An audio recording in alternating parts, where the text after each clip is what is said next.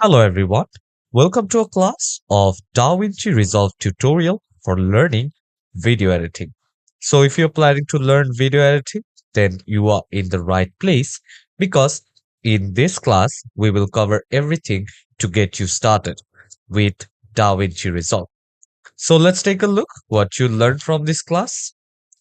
Introduction to DaVinci Resolve, installing and creating a new project, understanding the workspace and importing the media files, editing the workspace, the source window, about the timeline, editing tools, the inspector panel, transition effects in DaVinci Resolve, video effects in DaVinci Resolve, editing the audio, creating titles and lower thirds, doing keyframe animation, color grading in DaVinci Resolve, and lastly, we'll see about exporting your file.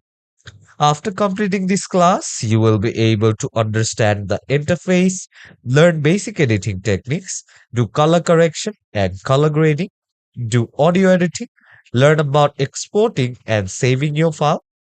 And this is a project based class. So during learning, you will have class project. So what you learn, you will be able to participate in class project and you can do practice while you're learning. You will have supporting resources in this class, so it will be easier for you to learn.